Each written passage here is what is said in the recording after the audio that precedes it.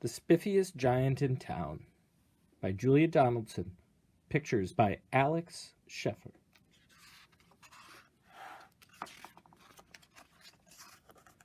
George was a giant, the scruffiest giant in town.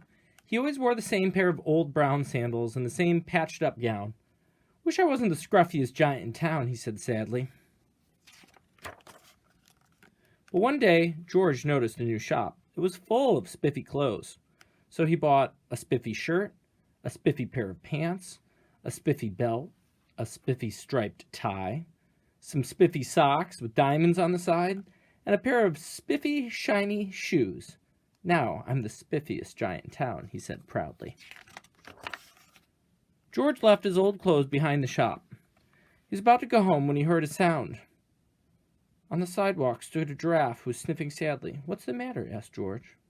"It's my neck," said the giraffe. "It's so long, and I'm so cold. I wish I had a long, warm scarf." "Cheer up," said George, and he took off his striped tie. "It didn't match my socks anyway," he said, as he wound it around and around the giraffe's neck. It made a wonderful scarf. "Thank you," said the giraffe. As George strode toward home, he sang to himself, "My tie is a scarf for a cold giraffe, but look me up and down, I'm the spiffiest giant in town." George came to a river. On a boat stood a goat who was bleating loudly. "What's the matter?" asked George. "It's my sail," said the goat. "It blew away in a storm. I wish I had a strong new sail for my boat." "Cheer up," said George, and he took off his new white shirt. It kept coming untucked anyway, he said, as he tied it to a mast of the goat's boat. It made a magnificent sail. "Thank you," said the goat. George strode on, singing to himself. "My tie is a scarf for a cold giraffe. My shirt's on a boat as a sail for a goat. But look me up and down, I'm the spiffiest giant in town." George came to a tiny ruined house. Beside the house stood a white mouse with lots of baby mice. They were all squeaking. "What's the matter?" asked George. "It's our house," squeaked the mother mouse. "It burned down, and now we have nowhere to live. I wish we had a nice new house." "Cheer up," said George, and took off one of his shiny shoes. "It was giving me blisters anyway," he said. As the mouse and her baby scrambled inside, the shoe made a perfect home for them. "Thank you," they squeaked. George had to hop along the road now, but he didn't mind. As he hopped, he sang to himself. "My tie is a scarf for a cold giraffe. My shirt's on a boat as a sail for a goat. My shoe is a house for a little white mouse. But look me up and down, I'm the spiffiest giant in town." George came to a campsite. Beside a tent stood a fox who was crying. "What's the matter?" asked George. "It's my sleeping bag," said the fox. "I dropped it in a puddle. I wish I had a warm, dry sleeping bag."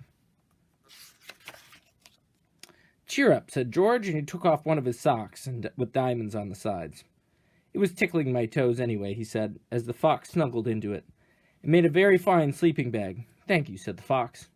George hopped on, singing to himself. "My tie is a scarf for a cold giraffe. My shirt's on a boat as a sail for a goat. My shoe is a house for a little white mouse. One of my socks is a bed for a fox. But look me up and down, I'm the spiffiest giant in town." George came to a big, squishy bog. Beside the bog stood a dog who was howling. "What's the matter?" asked George. "It's this bog," said the dog. "I need to get across, but I keep getting stuck in the mud. I wish there was a safe, dry path." "Cheer up," said George, and he took off his spiffy new belt. "It was squeezing my tummy anyway," he said as he laid it down over the bog. "It made an excellent path." "Thank you," said the dog. The wind started to blow, but George didn't mind. He hopped on, singing to himself. "My tie is a scarf for a cold giraffe. My shirt's on a boat as a sail for a goat. My shoe is a house for a little white mouse. One of my socks is a bed for a fox. My belt helped the dog who is crossing a bog. But my pants are falling down. I'm the coldest giant in town." Suddenly, George felt sad and shivery and not at all spiffy.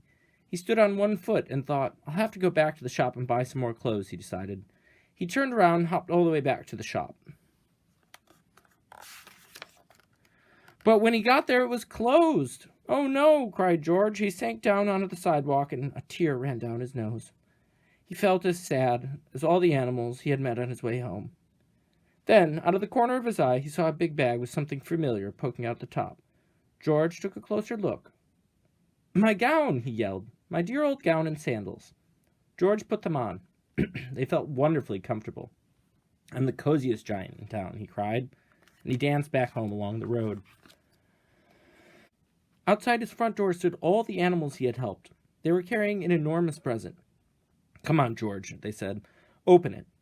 George untied the ribbon. Inside was a beautiful gold paper crown on a card. Look inside the card, George, said the animals. George put the crown on his head and opened the card. Inside it said, You gave your scarf to a cold giraffe. Your shirt is on a boat as a sail for a goat. Your shoe is a house for a little white mouse. One of your socks is a bed for a fox. Your belt helped a dog who was crossing a bog, so here's a very fine crown to go with the sandals and gown of the kindest giant in town.